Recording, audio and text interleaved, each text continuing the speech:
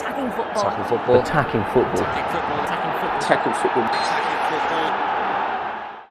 Hello and welcome to this week's Attacking Football podcast. It's a special edition. We have a special guest, but before that, we have our panelist regular, Dylan. Hi, Dylan. How are you? I'm good. How you doing, man? We have the beautiful Josh. Josh, how you doing, man? I'm very well, thanks, mate. How are you? Good. I'm excited for this one. And then in the studio, our voice from above, Alfie. Alfie, how you doing, man? Yeah, I'm very well, thank you. Yourself? Good. Listen, we've got a special guest.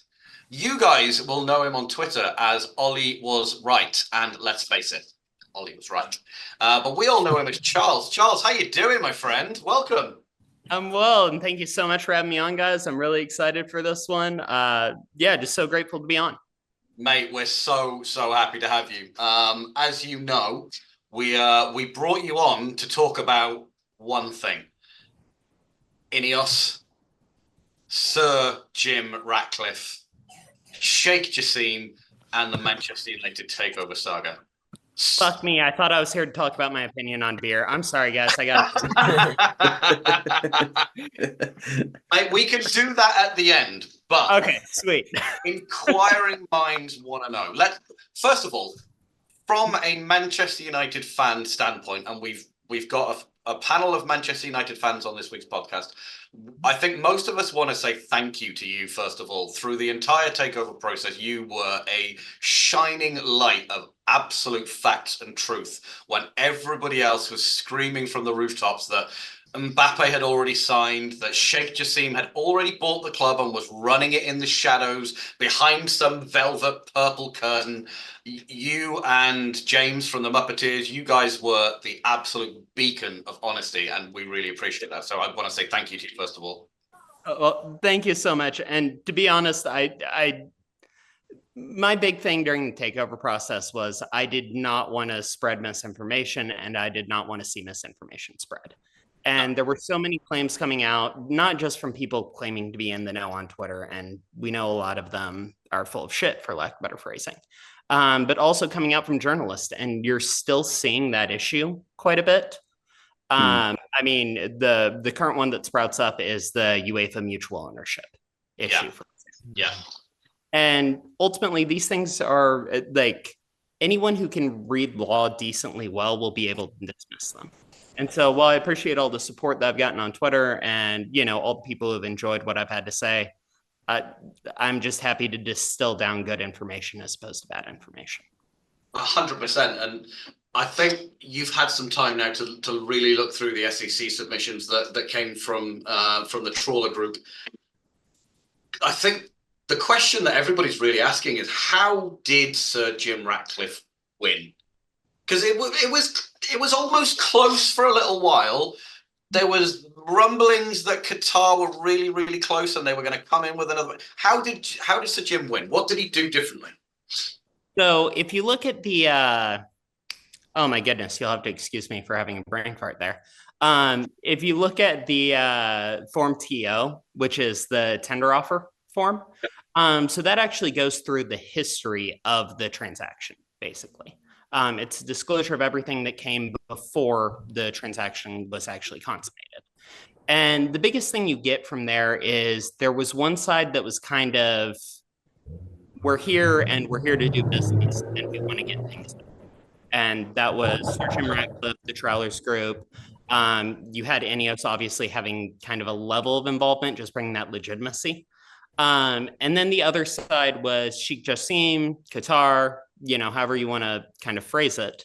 And basically their position was, and you'll have to excuse me, I'm not even going to pretend that this is a professional way of saying it. Their position was, trust me, bro. And the main reason I say that, no, you look through the filings. The main reason I say that is that Sheikh Jassim never presented proof of funds. No. And so if you deal with any kind of mergers, acquisitions, anything of the like, that's kind of step two, basically. Step one is you find an interested party, you find an interested buyer, you find an interested seller, whatever it may be. Step 2 is you go through due diligence, but at the same time, the other side provides proof of funds. Sometimes I'll come a little bit down the road, but when you're dealing with a transaction that's this large, you want to know that the people you're talking to are serious. Yeah. And that's where Sheikh Jassim, I actually just had a meeting where this exact phrasing was brought up. Where a potential purchaser of a business, we had to say, you've lost legitimacy, in our opinion. Reason being, he never provided us proof of funds. He now has, unlike Jassim. So, some random guy in America is apparently more credible than this guy actually exists. Yeah, so he actually exists, which is nice. But that's the biggest thing he done wrong in the entire takeover, is not produce the proof of funds. To an extent, you can see that Rain Group was willing to entertain it. And so, don't get me wrong, I want to come here and talk shit about Jassim and Qatar more than fucking anyone. Trust me on that one. I'll have to be honest with you. This is coming from, I have no inside connections. This is just coming from my opinion, okay? And my experience. If I had to guess, what I would say happened is that Jassim was told, you have this amount of money to spend to purchase the club, and you have this amount of money to spend after the fact. And he could never get the purchase amount to match what he had access to. And he could never get, and at that point, what comes after doesn't matter. That's why we saw so many briefings on what happens after. That's interesting. So you're saying he had a finite amount of money and he could split it however he wanted, but it could never exceed that finite amount of money. So not that he could split it however he wanted. And again, this is me talking from experience, not from me actually knowing any details in his camp. So I deal with this all the time so we'll be interested in buying a company, for example, the company that I represent will be interested in buying someone. And they'll tell me, okay, go ahead, fly out to XYZ city, and you have $5 million to spend. And you either buy company A or company B. And no matter what, after you buy them, we're going to put, $5 million into it after the fact. Doesn't matter who you go to buy, your $5 million limit is your limit. And that's very ordinary as well. Okay. Venture capital firms do the same. Private equity groups will do the same. You have this really routinely when you're dealing with mergers and acquisitions. And if I were betting, I would say that's where the rubber kind of met the road. Right. Just based on the way the parties behaved. Because at the end of the day, that would explain the lack of proof of funds. We're not dealing with an entity that didn't have any money. As much as I would like to joke, and as much as I do joke, that, Jassim was fake and, this bid had nothing behind it in general. At the end of the day, there is an air of legitimacy there, and we know they have money. And so my guess is that they couldn't provide proof of funds because they never had proof of funds to exceed, in this case, the $6 billion mark, because that's where they were never able to go over. So with that then, with that, so was it a serious bid, or was this just PR? I think it was a serious bid. I think that if the Glazers could have met at something with Jassim, I think it would have been accepted. And I think by both parties. Because again, we're dealing with an entity that does have legitimacy. Call Jassim a private bidder all you want. He's got a $1.4 billion net worth and had a couple jobs in banking. Yes. He's not buying Manchester United on his fucking own. Well, we discussed just before we started recording that the main reported source of his funding was his dad, and his dad's net worth is only 1.2 billion. I say only; we'd all love to have 1.2 billion dollars, but it was only 1.2 billion dollars, which is not enough to buy a football club. At least not a good one. Maybe Arsenal, maybe. and also he could buy the Columbus Crew here in the United. Wasn't Sheikh Jassim, no, I don't want to say involved, but didn't he sit on the board of, was it Swiss Bank, which collapsed, or? He sat on the board of Credit Suisse, yes. That was it, yeah. So again, a glowing, body of work there that he's bringing to the table. Yeah, I was actually curious to see, because Credit Suisse at the time of his involvement, the board was actually held liable for some pretty significant tax and securities fraud. Which is good to do in Switzerland. Hey, I'm not going to shit on other cultures' traditions. Switzerland has bank and securities fraud. America has school shootings. Every culture has their own thing. One of these is not like the other. No. We also have securities fraud. Okay. You'll have to excuse me for the dark humor on that one, guys. No. I think we all share the sentiment, my friend. I don't think there's a person sitting in the UK that doesn't look over at our cousins across the pond and go, "Why do you mix two things that shouldn't be mixed? Guns, school children, not so much." But that's not what this podcast is about. Let's move this swiftly along before we get ourselves into a bit of trouble. Next question for you, mate. Right? Why did the Glazers, do you think, favour a partial takeover, which they got from Sir Jim? Because Sir Jim did offer a full takeover, did he not? He did say, "I will do this," but in the end, the Glazers were talking behind their hands, really, and saying, "Well, listen, if you give us this much for this stake, that's what we'll accept," and that's what Sir Jim ultimately ended up doing. Why do you think that was? I mean, so I'm putting myself in the shoes of the Glazers here. Yeah. And by that, I mean, I'm going to act like a complete twat who knows nothing about what he's doing. So putting myself in those shoes, realistically, it's asset appreciation.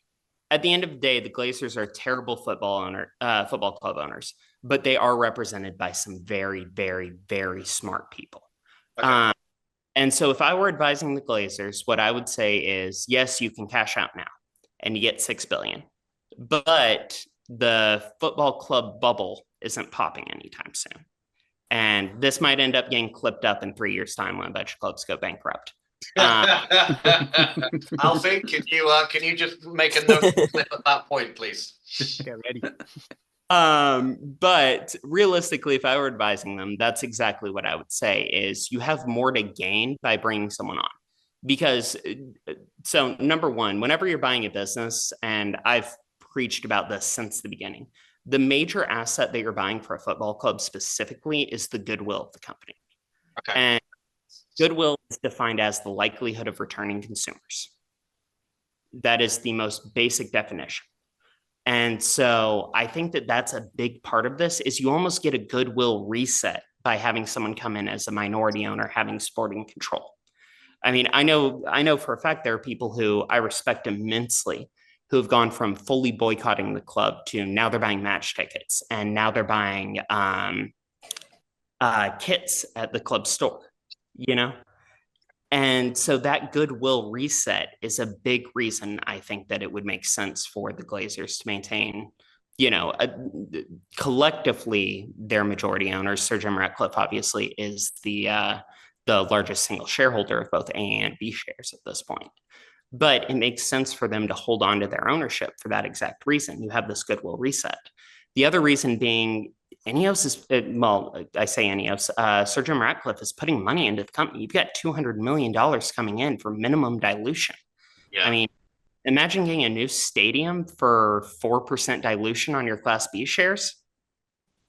I mean, that's absurd. If you put it in different businesses terms, that's akin to Amazon getting, 5 new fulfillment centers for one, for 4% dilution. And so I think that's why it made sense from the Glazer perspective is just that hope of asset appreciation.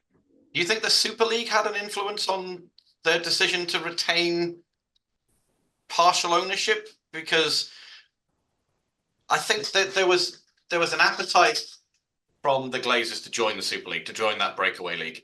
And I think that appetite was money, right? It wasn't football, it wasn't trophies, it wasn't it was nothing to do with the fans, it was money. And that Super League idea hasn't gone away. It's still darkening the doorsteps of Europe's biggest clubs. Is there an element of this could still happen? If it does, the value of the club increases further, and then the value of our shares increases further too?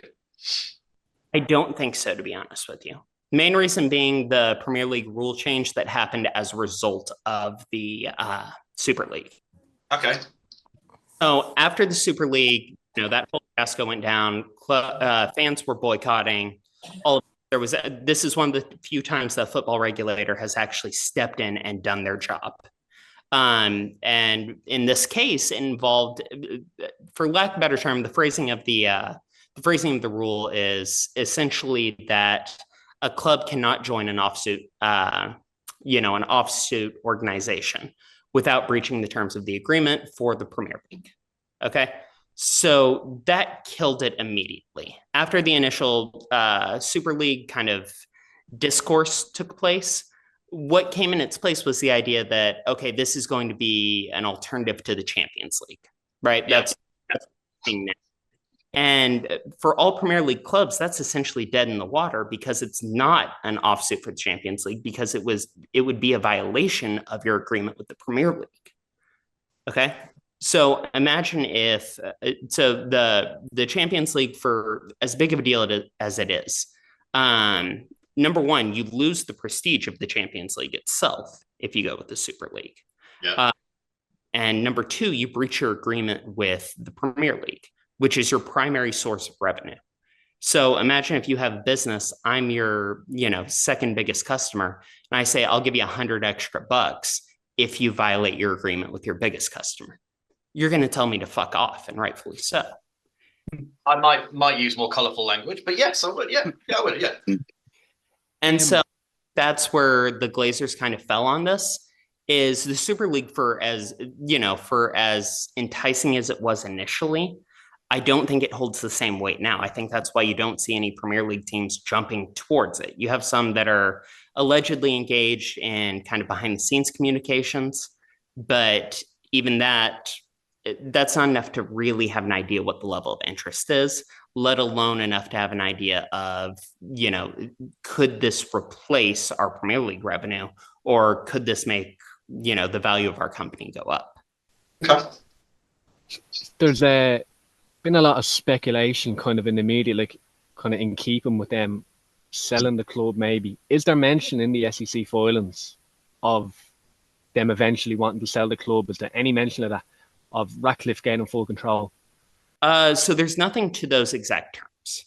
However, one thing that I've pointed out is that the governance agreement particularly almost presupposes it.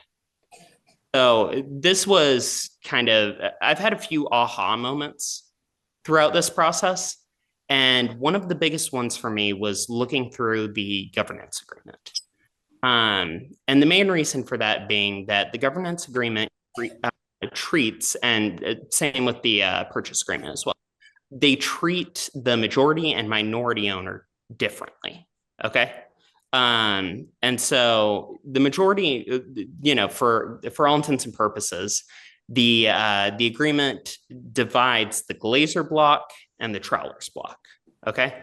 But where it gets into kind of differentiating language is, well, beyond that, where it gets in differentiating language is it defines the majority and the minority shareholder. Majority obviously being anyone who holds 50% or plus of shares in Manchester United. And the protections there actually extend beyond a switch of control. And the governance agreement accounts for this. And so if I'm Trawlers, for example, and I end up acquiring 51%, then the Glazers get the same protections that I had, that being 2 board seats and veto rights on certain aspects. Oh, so it flips. So it flips. Yep. And I believe that, you'll have to excuse me, I'm going off memory here. I believe that's section 6.4 of the governance agreement, but don't quote me on that one. That's just me going off memory. But ultimately it flips. And so that flip almost presupposes a change in control. Also, we know from, we've had good reports. Bloomberg, Reuters, and the Wall Street Journal have all said the exact same thing, which it's Easter Sunday, so pardon my blasphemy. That's as good as for me. All three have said the same thing, which is that Sir Jim Ratcliffe intends to take full control over the club. And so I think that taken together with what we see in these governance documents is sufficient to believe that that's the route we will be going down in the future. That's fascinating. So what do you think in terms of a timescale then? Because I think the bad taste in the mouth that's left after this takeover process is that the Glazers are still there. Whether they have sporting control of the club or not is irrelevant. The big fan channels out there, the big spokesmen for the fan groups, as it were, are all saying the same thing. This is fantastic. We're really happy that you have control of the club. We're really grateful for your investment. We love having a local boy in charge. But why did you keep them? Why are they still here? Okay, so I've said exactly once up till now. So you guys are going to get me saying it for only the second time, which is 2025 will be when the dime flips. And reason for that, yep, I will say that on the record now. And again, clip this up in a couple of years, come back, kick me in the dick if I need to be kicked in the 25. And the reason for that being Manchester United has 3 major credit facilities. Okay. The first one has a $150 million balloon payment, which comes due in 2025. Now that would eat up currently just over a third, I believe, of our revenue. Or sorry, just under a third, because I think according to the last Deloitte report, we came out at about 600 million for revenue. And so this would eat up a significant chunk of our revenue if the balloon payment came due. And so what makes sense for me at that point, again, if I were advising the parties, is a debt equity swap. Which is where, so in this case, Trawlers assumes the debt of Manchester United, or it could be Ineos as well, in exchange for stock. Right. And, yep. And so I think that that's the most likely scenario that we would see in this case. So I think 2025 is when that shift begins to happen. And again, we've got 2 more credit facilities, one of which has a balloon payment, the other of which I can't remember off the top of my head if they do or not. Is it right that the change, any change of majority ownership, all 3 of those credit facilities become payable immediately?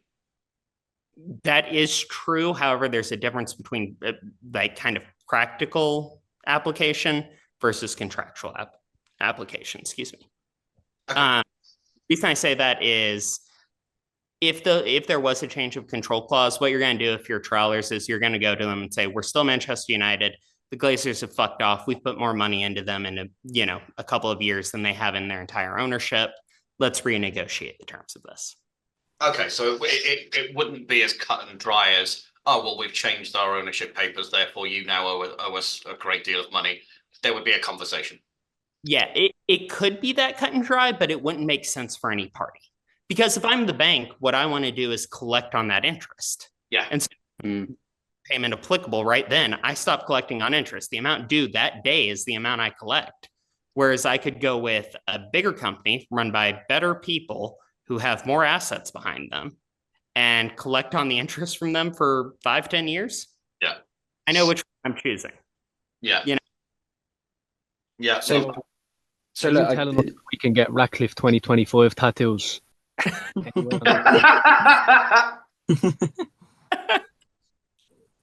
But I've just booked mine, so I hope that is the case. I'll go after you. And this is me offering my opinion based on speculation, guys. So none of this is in black and white. It's not in the contracts, but it's enough to get it, and it makes enough sense to see it. Yeah, and look, so I guess while we're on that, not the tattoos, but I mean, feel free to post some pictures afterwards once we're all done. While you're in Manchester, Charles, we'll go and get it done. Yeah, there you go. That sounds like more of a threat than anything else, LA, but we'll move on. Look, I guess in your opinion then, as someone who's looked over the reports and I guess looked into both and all parties pretty closely, what can we as Manchester United fans, and I think even neutral fans who are looking on with a bit of interest, what can we expect in terms of future investment from Sir Jim?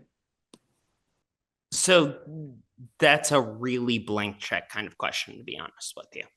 So what we know from the agreement is that the moment that the transaction was consummated, that being the tender offer as well as the stock purchase agreement, $200 million went into the club. Just like that. It was a snap of the finger and there's $200 million, which, holy fuck, what a flex from Sir Jim Ratcliffe. I was going to say. But in addition to that, prior to 2025, we're going to have another $100 million coming to the club. So we know that's already set apart. And there's also some financial fair play and profit and sustainability rule implications there via owner secured financing, which is honestly really good to see. It means we're going to have more of a war chest than we ever have, really. In addition to that, in terms of, again, I'm putting myself in Ineos' shoes. And I'm presuming as well, based on Bloomberg, based on Reuters, based on the Wall Street Journal, that Ineos ultimately wants to take control of this. Putting myself in their shoes, I think for example, the Old Trafford renovation is a great way to continue your investment and continue to take stock. Today, every dollar that Jim Ratcliffe spends, if he's doing it in the most efficient way possible, has double value.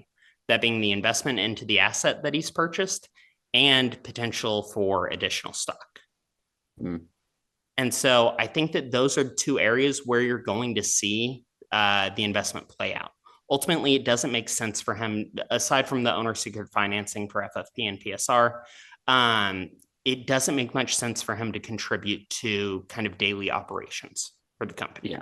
Yeah. Interesting you talk about stadium renovation. That's a hot topic, right? Is it a renovation or is it a demolition? I guess they're the two options, aren't they? As far as I can tell, yes. And I do not want to touch that with a 10-foot pole. No.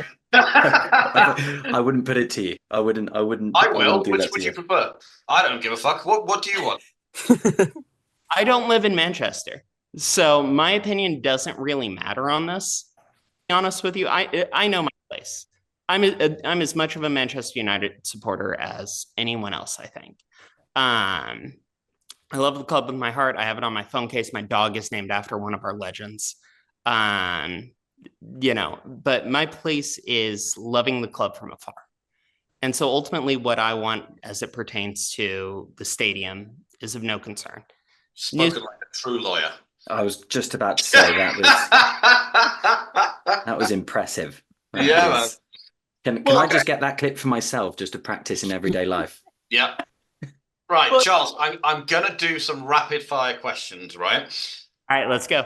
Real basic stuff, but from the discourse that we see on Twitter, from the flag shagger maniacs, I just want to get a few things from a legal standpoint completely cleared up, right?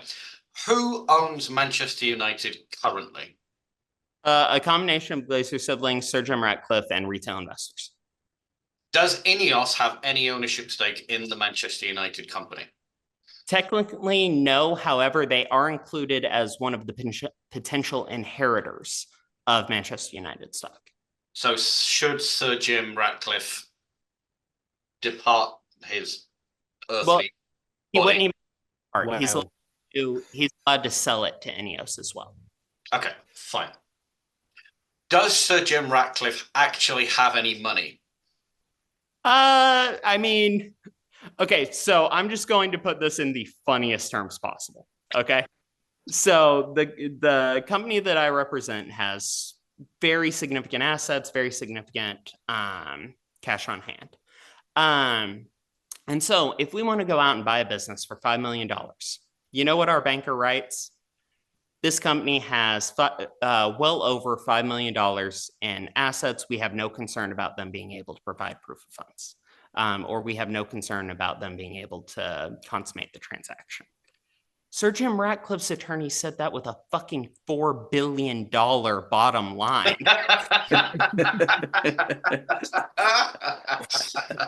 Think about it. Do you realize how insane that is?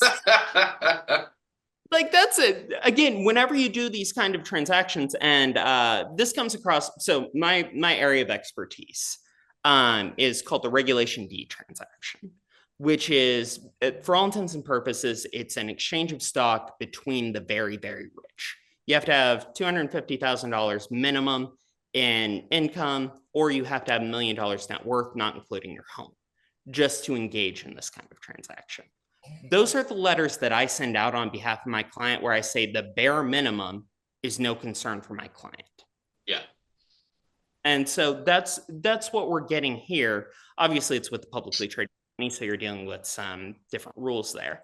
But that's how rich Sir Jim is that, we're talking about, $2, $3, $4, $5, $6 billion, like it's nothing.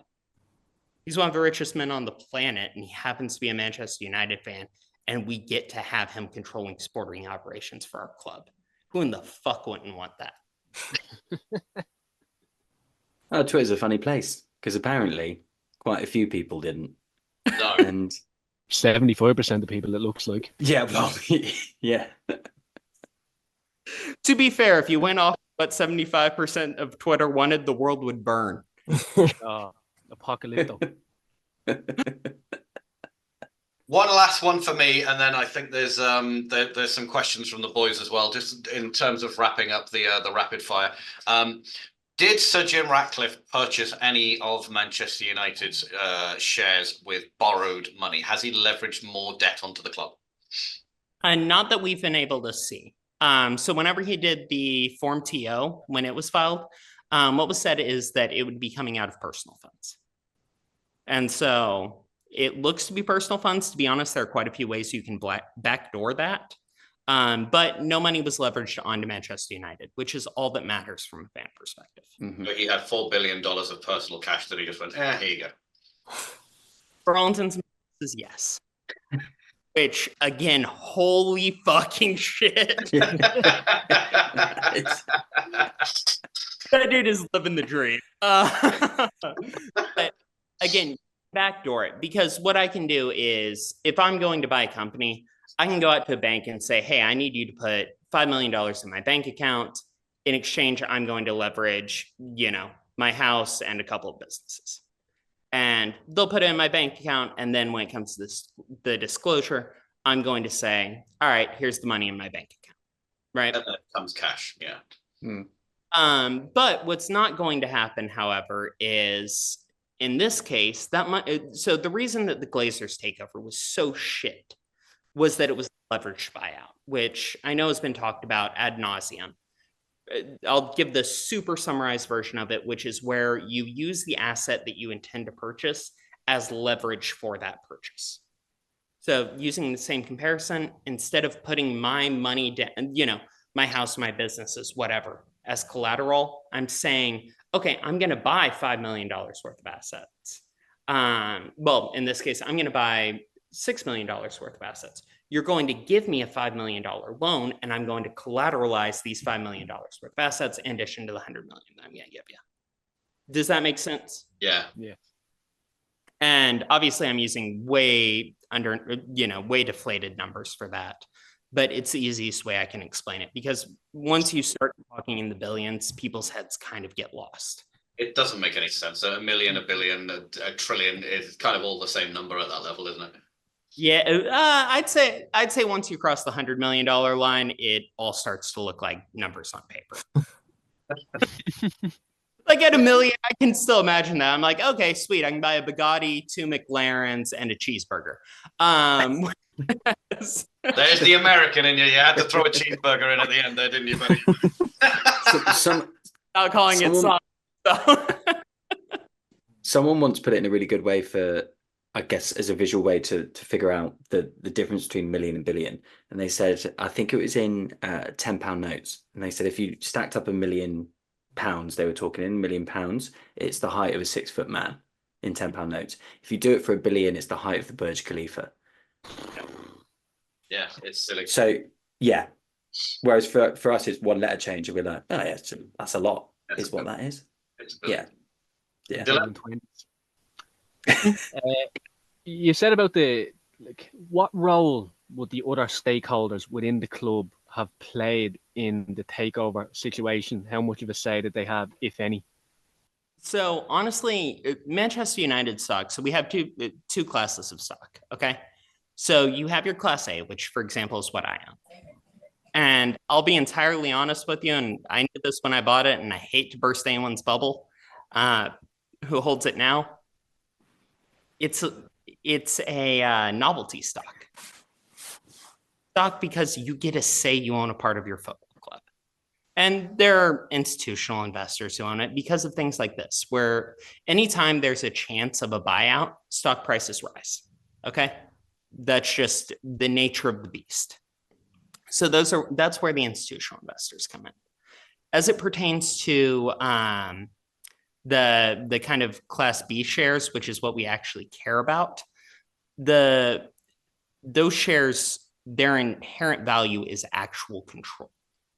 And that's why Sir Jim's model for this is so important, is because it incorporated the Class B shares. Whereas Jassim wanted to treat them all kind of, as, for lack of a better term, he wanted to buy the whole kit and caboodle. Where Sir Jim Ratcliffe recognized that there is a difference between there.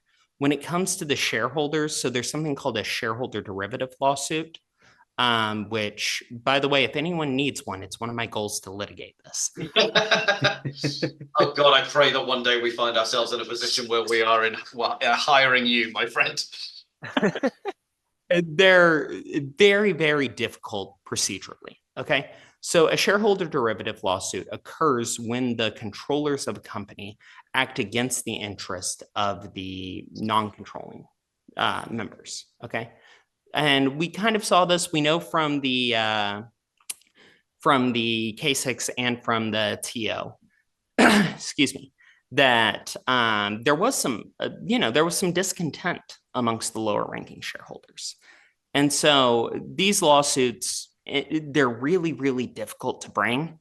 And just on the American side, obviously, we're governed by the Cayman law as it pertains to the shareholder issues. So I'm not licensed there. I don't want to get into it too much because I don't want to violate my ethics and get disbarred for a podcast. I love you guys. But they're very complicated. And so the threat of action in that case is sufficient to make the Glazers change their mind. And we actually saw that in the Form TO. Because let's be honest, if the Glazers said, all right, we get $50 for every one of our shares and the Class A get a penny for every one of their shares, and they could do it, they would have taken it. Yeah, they would. Yeah, absolutely. And so the viability of the claim, I think, is less relevant than the threat of the claim as it pertains to the A and B shareholders. I'm sorry, I know that was a very long-winded explanation. I hope that I answered the question properly. 100%. Yeah, it was great. Yeah.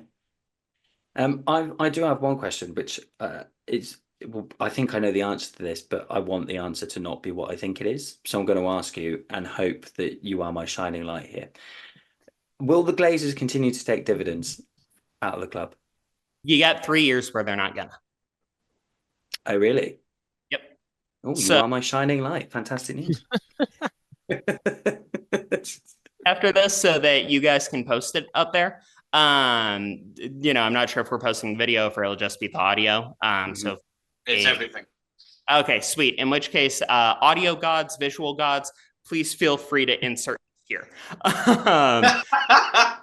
But what it says basically is that certain decisions are subject to a veto by the Trawlers Party. Well, actually, not just the Trawlers Party, by the minority party, going to what we were speaking about earlier. Yeah.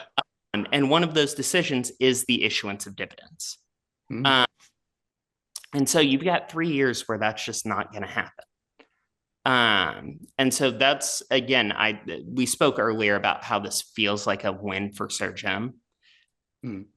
It's kind of tried and true. If you want to piss off majority shareholders, take away their ability to take dividends. And it's brilliant. Again, it's fantastic legal work from Sir Jim's team. And it's fantastic deal making. Because again, going back to the goodwill that we were talking about earlier, this is going to give him goodwill. You're going to have 3 years where $20 million isn't being taken out like fucking clockwork for Manchester. That'll pay Anthony's salary for a year. And God, fuck me, we're wasting money. Maybe the dividends are better. At least I got like. I was just about to say, unless it's paying him off, I don't think that's necessarily better. Can we use it to surgically give him a right foot and not just a left one? We did Oh, he against needs something Liverpool. to stand on. We cashed in. Legally, I think that's an appropriate use of funds. Medically, we may have some issues. We'll bring a doctor on next and I'll try and Love that. Dylan, anything from you, my friend? Yeah, one thing I wanted to say is I've seen so many different stories online. I don't know what's true and what's not. The FFP situation going into the summer. Mhm. Are United in a bad situation or a good situation? both. So again, I'm going to give the stereotypical lawyer answer is it depends. Ultimately, as things stand, we're going to have more availability for funds than we ever had. The 2 million and subsequent 100 million that I talked about are what's called owner secured funding as it pertains to FFP, PSR. Okay. And so it increases the amount of losses that we're allowed to take over any 3-year period. And we're already one of the highest revenue clubs in the world. Okay. So you have the increase in losses allowable via owner secured funding. And the reason for this being basically an owner can throw money that they want into the club up to a certain limit, that being 105 million over 3 years. And so that's the advantage that we have going into this transfer window. The disadvantage that we have is we are going to see a loss in revenue, and we do have players on really significant wages. Yes. And so it depends on, in terms of opportunity, it's probably better than it's ever been. In terms of liabilities that we have existing, it's probably worse than it's ever been. Yeah, and we're so, going to take a financial hit on Jadon Sancho, quite a big one. We are going to make money off #11 because we do not use his name on this podcast or on this channel. We will make a significant profit there because he's considered homegrown. As I'd rather he wasn't, but there we are. So yeah, I think balancing the books is going to be very important this summer and acting quickly. Another big thing that we have going, and I'm sorry, I don't mean it. Do you mind if I springboard into kind of another conversation here? Oh, yeah. I don't know. So one of the most things that I've seen come out in the last couple of weeks, and there's a fuck ton to this, so I apologize, is the thought of United buying a player and loaning them to Nice. Yes. Okay. I believe his name is Ancelino, is the player that we were considering for this. So in terms of just purely FFP perspective, because people are going to have their own opinions on multi-club ownership. Obviously, there's the UEFA regulatory component of, affiliated transactions, so on and so forth. Setting all that aside from a pure FFP standpoint, because those regulatory sides can be worked around. From pure FFP standpoint, the most exciting thing for me is the idea that Manchester United could buy these young upcoming talents. Let's say we buy someone for 20 million on, a $1 million salary, right? 17, 18-year-old kid is about. Well, our amortization for them for FFP purposes, $4 million. And that's not an insane loan fee. If the loaning club, be it Nice, be it whomever, let's say we loan them to fucking, Brighton, Luton, who cares? We loan those clubs for the same price as amortization rate, then we're getting a player's development for free for a given year, and we already have them under contract. And that's one of the most exciting reports I've seen. I don't know how much I trust it, but if that were to take place, it would be one of the smartest moves in football. Did you see it on Attacking Football? Sorry, could you repeat? Did you see it? Did you see the news on Attacking Football? Is that the source? I might have, actually. Yeah, I think so. If it was, then it was true. If it wasn't, then it's definitely not. Bullshit.